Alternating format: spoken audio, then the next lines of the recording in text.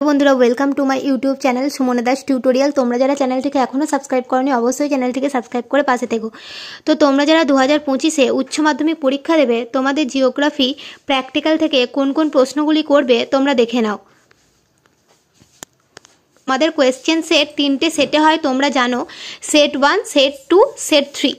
তো সেট 1-এ কী কী প্রশ্ন তোমরা করবে, তোমরা কীরকম কোয়েশ্চেন প্যাটার্ন হবে তোমাদের সম্পূর্ণটা আমি দেখাচ্ছি, তোমরা শেষ পর্যন্ত দেখো।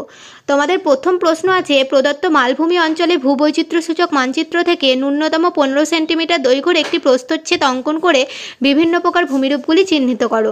তোমাদের একটি মানচিত্র দিয়ে দেবে, সেখান থেকে তোমাদের এই উত্তরটা সলভ করতে হবে।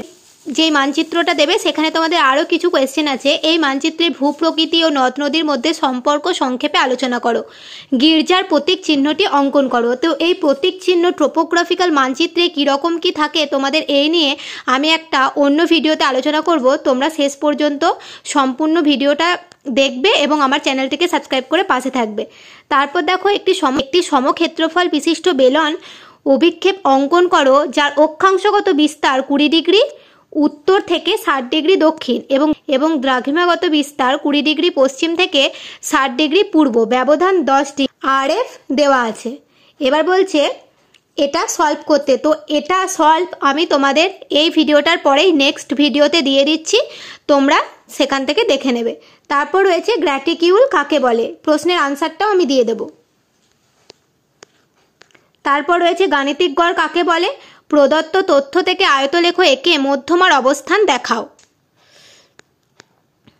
তারপর তোমাদের যে প্র্যাকটিক্যাল খাতাটা করো সেখান থেকে তোমাদের কিছু ভাইবা অর্থাৎ মৌখিক প্রশ্ন ধরে।